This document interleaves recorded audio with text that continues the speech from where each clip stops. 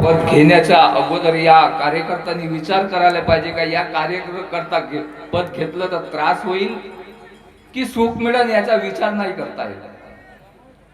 नाहीतर मग याचा विचार करायचाच नाही, कार्यकर्ता बनायचंच नाही. काल मी सकाळी 6 वाजता इंटरसिटीने तिरोड्याला गेलो, तिरोड्याहून लाखेगावचा कार्यक्रम केला. रात्री 2 वाजता थोडी बहुत विश्रांती केली, 4 वाजता उठलो आणि तिथून 4 वाजता फ्रेश होऊन आंघोळ वगैरे करून तारशाला आलो आणि या कार्यक्रमाला येऊन भेट दिली. सांगण्याचं तात्पर्य म्हणजे आपण जर शब्द दिला या मार्गामध्ये तर तो पूर्ण झाला पाहिजे आणि पूर्ण केला पाहिजे, तरच त्याला सेवक या बाबाचा म्हणता येईल. कारण की आज मी या 4 वर्षामध्ये कार्यक्रम पाहून राहिलो आणि मी ज्या चर्चा बैठकीमध्ये जातो तिथे माझ्याच वडिलांची चर्चा होते आणि ते मलाच माहिती नाही राहत. माझ्याच वडिलांची चर्चा होते, त्याचे गुणगान होतात आणि ते गुण मला माहीतच नाही राहत. म्हणून मी त्या गोष्टीची सुधारणा करण्यासाठी जोही सेवक कार्यकर्ता त्यांच्या विचारावर मार्गदर्शन करत असेल तर त्यांनी पहिल्यांदा पूर्ण माहिती घेतली पाहिजे, कोणत्याही अनुभवाची पूर्ण माहिती घेतली पाहिजे. काय म्हणतात की संतोषराव वानखेडेने बाबाला मारण्याकरिता जादू चालवली, पण बाबांना कोणीही मारू शकत नव्हतं. या पूर्ती स्तरावर तसा मनुष्य जन्मला नाही. तर त्यांनी ते विद्या काय म्हणून चालवली? कारण की त्यांनी प्रण केला होता की या पृथ्वी स्थलावर ज्यांच्यावर माझी विद्या चालवणार नाही त्यालाच मी गुरु बनवणार. कारण की साधी विद्या नव्हती, ते 750 खंडाची विद्या होती. जर 100मधून एका शेवकाला गायब करायचं होतं तर क्षणभर नाही लागत होता. माणसाचा खेकडा बनवण्याची पद्धत त्यांना माहित होती. आणि या मार्गामध्ये येण्याचं कारण म्हणजे जिद्द. कारण की आमचे आजोबा होते या मार्गामध्ये, देवरावजी कोकाटे, आणि हे आपल्या बाबाचेच गुण गात होते, माझे बाबा असे, माझे बाबा तसे. आणि त्या गोष्टीचा माझ्या वडिलाला येत होता त्रास. मी इतका मोठा, माझ्यापाशी इतकी मोठी विद्या आणि माझाच मामा आपल्या गुरुचे पुकारा करतो आणि त्या तयारीमध्ये लागले का या गुरुला आपण पाहिलं पाहिजे, अजमाईश केली पाहिजे. कारण की वेळ कमी आहे म्हणून शॉर्टकट मध्ये घेतो. कारण की सांगता येते तर 2 ते 3 तास लागते, म्हणून शॉर्टकट मध्ये. स्वतः भवन मध्ये चर्चा बैठक होती आपल्याकडे. त्यावेळेस चर्चा बैठक करण्यासाठी जागा नव्हती, म्हणून आपण किरायाने ते स्वतः भवन घेत होतो आणि शनिवारच्या दिवशी त्या स्वतः भवन मध्ये चर्चा बैठक करत होतो. एकदा ते तिथे गेले आणि 3 वार चालवले, पण बाबावर ते 3ही वार चालले नाही आणि ते परत वापस आले. कारण की ही राक्षसा रूपी कमवलेली जादू. जादू कशा पद्धतीने कमवले जाते? एका हनुमानजीच्या मंदिरात जाऊन, स्मशान भूमीमध्ये जाऊन अशा पद्धतीने ते कमावली जाते. आणि आपण या मार्गाची जादू कुठून कमावली? या मार्गामध्ये जादू नाही आहे का? मी तर म्हणतो आम्ही जादू सोडली, त्याच्यापेक्षा जादू तर आम्हाला बाबांनी दिली. आणि तेही शब्दरूपी दिली.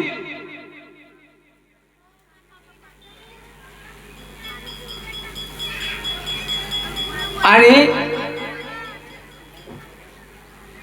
ते जादू चालवली आणि ते चालली नाही, त्या म्हणून त्यांनी बाबांनी काय केलं, त्यांना नाव माहीत असताना त्यांना त्या चर्चा बैठकीमध्ये आवाज दिला, वानखेडे तुम्ही समोर या. बाबांना कसं माहित पडलं का याच व्यक्तीने माझ्यावर जादू चालवली. आणि ते भीत भीत कसे तरी समोर आले, कारण की त्यांना असं वाटत होतं का हे इतके सेवक मला मारून टाकतील. ते आले, बाबाला शरण गेले. बाबाला सांगितलं की बाबा मी तुमचा प्राण घेण्यासाठी हे चालवलं नाही, मला या पृथ्वीस्थळावर पाहायचं होते की माझ्या जादूपेक्षा या पृथ्वीस्थळावर कोणती कृपा आहे का. आणि आज ते सिद्ध झालं. मला तुमच्या मार्गामध्ये यायचं आहे. बाबांनी एकच शब्द काढला, अशा जाणत्याला माझ्या मार्गामध्ये येण्याची काही गरज नाही. तर याचा उपाय सांगा, कारण की मी इथे शून्य झालो. आणि बाबांनी उपाय सांगितला की हे तुमची 750 खंडाची जादू विसर्जन कराल तर तुम्हाला या मार्गामध्ये प्रवेश मिळू शकतो. आणि दुसऱ्या दिवशी जाऊन ते पूर्ण 750 खंडाची जादू विसर्जन केली आणि या मार्गामध्ये प्रवेश केला. आज पहा, त्यांनी प्रवेश केला, त्यांनी त्यागाचे कार्य केले आणि त्याचा फायदा आम्हाला झाला. वडिलांचा फायदा आम्हाला मिळाला. नाही तर ते कहावत आहे, जाणत्याचे पोरं किड्यासारखे मरतात म्हणते. आणि आमची दशा तीच झाली असती. आम्ही आज कुठं राहिलो असतो किंवा नाही राहिलो असतो, क्योंकि आमच्या बापानीच एखादा मंत्र चालवला असता. कारण की त्यांना कोणती आणखी प्राप्ती करायची असती तर आपल्याच पोराची बली दिली असते. कारण की असं करतात.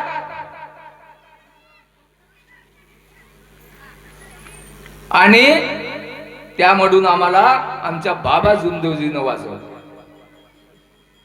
म्हणून आज आम्ही तुमच्या समोर आहोत. बाबांनी काय सांगितलं? बाबांनी काही आपल्याला मंत्र दिला?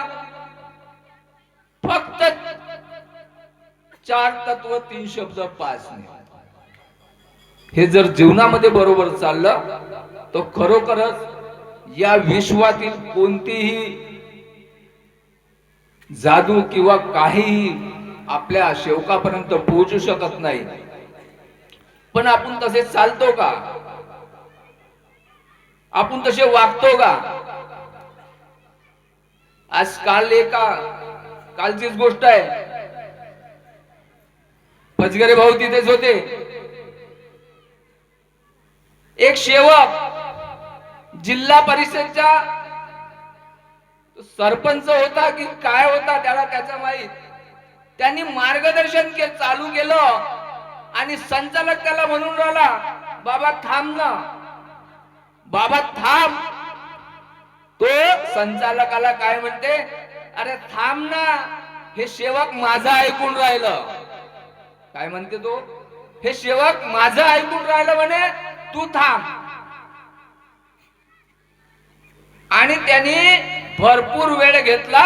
अध्यक्षाला फक्त 7 मिनिटं मिळाले त्याच्यात. आणि त्याचं मार्गदर्शन बंद केलं. त्या संचालकांना फक्त इतकंच म्हणलं की या मंचकावर राजकारण नाही पाहिजे, आम्हाला परमेश्वरी कार्य करण्यासाठी या मंच दिला आहे, राजकारण करण्यासाठी मंच नाही दिला. आणि तो येऊन त्याच्यावर भडकला. मला सांगा, जेव्हा भडकला तर तो या मार्गाचा सेवक आहे का? आपण सकाळची विनंती म्हणतो, संध्याकाळची प्रार्थना म्हणतो की राग आणू नये. या मंचावर परमेश्वरी कृपा उपस्थित राहते आणि तुम्ही राग आणून राहिले या मंचावर त्या संचालकाला म्हणून राहिला. संचालक काय असते याचा विचार तरी तुम्ही करताय का? म्हणजे आपण काय शिकलो? आपण काहीच नाही शिकलो. सकाळची विनंती करतो, आपले कारभार करतो आणि संध्याकाळी माफी मागतो.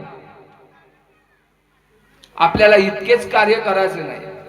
आपल्याला या मार्गाची प्रगती जर करायची असेल तर बाबाच्या नियमाप्रमाणे तंतोतंत चालावं लागेल, तर आपण या मार्गाच्या काहीतरी सेवक बनू शकतो. या मार्गामध्ये खूप मोठी शक्ती आहे. कारण की मी कार्यकर्ता बनायच्या अगोदर एक प्रण घेतला होता. पारधी साहेब म्हणे तुम्ही कार्यकर्ता बना, पण मी म्हणलं नाही साहेब, मला फक्त पाहू द्या, कारण की मलाही या मार्गामध्ये काहीतरी पाहायचं आहे. आणि परमेश्वराला शब्द दिला की परमेश्वरा माझ्या शब्दांनी, माझ्या हातांनी, तुमच्या आशीर्वादाने जर एखाद्या सेवकाचं चांगलं होत असेल तरच मी कार्यकर्ता बनणार, अन्यथा मी कार्यकर्ता बनणार. आणि हिंगणघाटचा एक सेवक मंडळाचा 8 वर्ष झाले होता त्याला मार्गात आलेला, आणि 8 वर्षानंतर त्याची तब्येत खराब झाली आणि तो बर्डीवर आयसीयू मध्ये ऍडमिट झाला. त्याला आयसीयू मध्ये ठेवलं आणि तिथून अवघे 4 ते 5 दिवस षष्ठीचं हवन कार्य होतं. आणि डॉक्टरने सांगितलं की हा वाचण्यालायक नाही आहे. डॉक्टरचे प्रयत्न पूर्ण झाले आहे. त्याची मुलगी आणि मुलगा त्याच्या सोबत होता. तर मग इतकं जेव्हा डॉक्टर सांगतात तेव्हा आपण कुणाची ओढ घेतो? कार्यकर्त्याची. आपला पहिला उद्देश राहते आपल्या कार्यकर्त्याला सांगितलं पाहिजे. आणि त्या मुलांनी कार्यकर्त्याला फोन केला, काकाजी म्हणे अशी अशी परिस्थिती आहे, डॉक्टरनं सर्व काही उपाय सांगून दिले आणि शेवटचा वेळ आहे, तुम्हाला इथे बर्डीला यावं लागते, मी तुम्हाला खर्च देईल पण तुम्ही इथं या. कार्यकर्त्यांनी काय शब्द दिला? माझ्या पाशी वेळ नाही. तो मृत्यूच्या दरवाजामध्ये जात आहे आणि या कार्यकर्त्याला वेळ नाही. मग कार्यकर्ता बनून काय अर्थ आहे? जेव्हा दुःखामध्ये त्या सेवकाला साथ नाही देऊ शका तर 9व्या हवनाच्या दिवशी का फक्त त्याच्या घरी खायला जाऊ शकता का? कारण की नाही, तू लाडू बनव, तू गुलाबजामुन बनव, मी येतो तू या घरी खायला, असा द्वेष नाही पाहिजे. आणि त्यांच्या जवळ एक मित्र होता, त्यांनी त्याला सांगितलं, बाबा म्हणे एक माझ्यापाशी कार्यकर्ता आहे पण तो उगम स्थानामधून आहे, जमत पर्यंत मी फोन करतो. आणि त्यांनी हिरणखेडे भाऊला फोन लावला, अशी अशी परिस्थिती आहे. हिरणखेडे भाऊनी म्हणलं थांब 2 मिनिटं, मी भाऊला फोन लावून विचारतो. मला त्यांनी फोन केला, भाऊ म्हणे अशी अशी परिस्थिती आहे आणि तो मंडळाचा सेवक आहे, आपण त्याच्यापर्यंत गेलं पाहिजे की नाही गेलं पाहिजे? म्हणलं भाऊ सर्वात अगोदर गेलं पाहिजे, कारण की सर्वात अगोदर तो बाबाचा सेवक आहे, तो मंडळाचा नाही आणि टिमकीचा नाही, कोण्याही संस्थेचा नाही. आणि आम्ही रात्री 10 वाजता त्याच्यापाशी पोहोचलो आणि हिरणखेडे भाऊले म्हणलं जा भाऊ तुम्ही आयसीयू मध्ये त्या सेवकाला पाहून या. मुलगा आणि मुलगी धडाड लढत होती. त्या मुलाला आणि मुलीला सांगितलं बेटा लढू नको, आपला असेल तर आपल्याला देऊन जाईल आणि त्याचा असेल तर तो घेऊन जाईल, कारण की जीवन आणि मृत्यू हे परमेश्वराच्या हातात आहे, आपल्या हातात काहीच नाही. हिरणखेडे भाऊने म्हटलं तुम्ही जा. भाऊ मी नाही जात, तुम्ही जा. मी त्या पेशंटला बघण्यासाठी गेलो.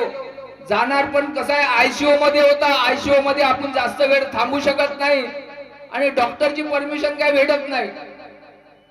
आणि पाय परमेश्वर कसा खेळ करते, आणि परमेश्वराने लगेच बुद्धी दिली की अरे या डॉक्टर, या दवाखान्याचा इंचार्ज तुझा जावाई आहे, त्यांना फोन लाव.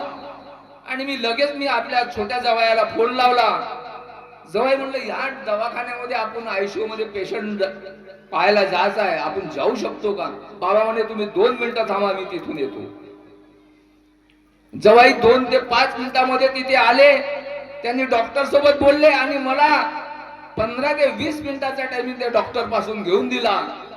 आणि मी त्या शेवकापर्यंत पोहोचलो. आणि मी पाहिलं त्या शेवकाला, तर मलाही असं वाटत होतं का हा आजची रात्र काही काढत नाही, कारण की हलकासा श्वास चालू होता आणि पूर्ण मशनऱ्या लागलेल्या होत्या. आणि अचानक मध्ये माझा हा उजवा हात त्याच्या छात्यावर ठेवला. मी काय बोललो काय नाही मलाच नाही माहिती. आणि तिथून खाली उतरलो आणि त्या पोराला शब्द दिला. मी नाही दिला, पण माझ्या मुखातून निघाला की 3 दिवस षष्टीचं हवन आहे आणि तुझे वडील षष्टीचं हवन तुझ्या घरी करणार. हा शब्द मी तिथं देऊन आलो.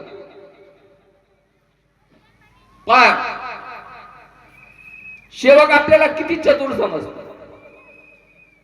आणि तिथून आलो भाऊच्या इथं चाय वगैरे घेतला आणि तिथून निघालो. माझ्या डोक्यातून विसर पडला, तो शब्द माझ्या डोक्यातून निघून गेला. घरी आलो, जेवण केलं आणि झोपताच्या वेळेस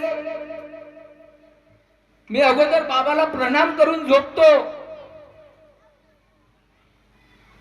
प्रणाम केला आणि ते डोक्यामध्ये माझ्या तो शब्द आला की षष्टीचं हवन तुझे वडील घरी करणार. आणि त्या शब्दाने मला बेभान करून टाकलं. आणि मी परमेश्वराला सांगू लागलो हा शब्द काढणारा तुम्ही आ, मी कोणी नाही. हा शब्द पूर्ण करणारे तुम्ही आ, कारण की मी एका छोट्याशा सेवकाचा मुलगा. आणि त्यांच्या पायावर पाऊल टाकत टाकत समोर जात आहे. आणि असे विचित्र शब्द तुम्ही माझ्या मुखातून काढले, हे तुम्हाला पूर्ण करावं लागेल, अन्यथा या शरीरामध्ये सकाळी प्राण राहिले नाही पाहिजे. हा शब्द त्या परमेश्वरापाशी ठेवला. कारण की ज्या मुलाचा बापाचं नाव इतक्या लांब चालू आहे आणि त्याच्या मुलाच्या शब्दाने त्या माणसाचा मृत्यू होत आहे आणि त्या शब्दाचा अपमान होत आहे, तर अशा मुलाला जगण्याचा काहीही अधिकार नाही. आणि आरामात झोपलो. सकाळी उठलो, विनंती केली. विनंती करून उठल्याबरोबर त्या मुलाचा फोन आला. काकाजी म्हणे वाटीभर दाढीचं पाणी पेले. त्या मुलाला सांगितलं सकाळ आणि संध्याकाळची, सकाळची विनंती आणि संध्याकाळची प्रार्थना तू अस्थानमध्ये जाऊन पकड, परमेश्वर तुला यशस्वी करणार. आणि खरोखरच परमेश्वराने माझ्या शब्दाची लाज राखली आणि त्याला षष्टीच्या दुसऱ्या दिवशी, अगोदरल्या दिवशी सुट्टी झाली. आणि त्या सेवकांनी षष्टीचं हवन कार्य आपल्या घर निवासस्थानावर केलं.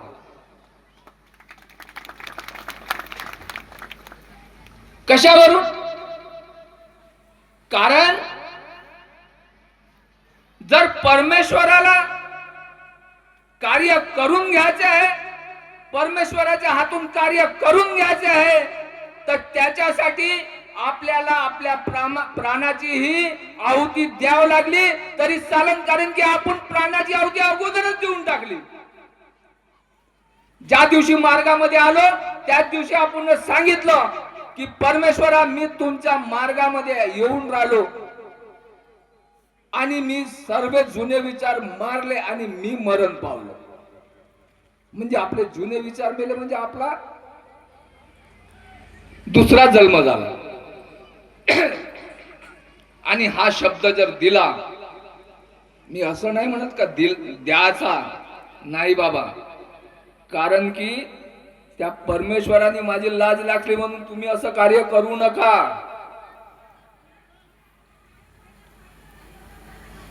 कारण की मला माझ्या वडिलांचं नाव ठेवायचं होतं, माझ्या बाबाचं नाव ठेवायचं होतं, आणि माझे वडील त्याच भाषेमध्ये परमेश्वरासोबत बोलत होते म्हणून त्या शब्दाची मला आठवण आली म्हणून तो शब्द तिथं खर्च केला. या मार्गामध्ये शब्दावर परमेश्वर आहे. तुम्हाला थोड्या वेळा अगोदर वाटलं की मी म्हटलं की या मार्गामध्येही जादू आहे, तर काही काही कुठं कुठं असं सांगितलं तर सेवक म्हणतात कुठे जादू आहे ना. आपण परमेश्वराच्या नावाची फूक मारतो एका पाण्यावर आणि कॅन्सर सारखा दुःख दूर होते, पण ते परमेश्वरी कृपाची जादू आहे. आणि बोलण्यासारखं भरपूर आहे पण वेळ कमी आहे, म्हणून मी इथेच आपले 2 शब्द संपवतो. सर्वांना माझा नमस्कार, नमस्कार, नमस्कार.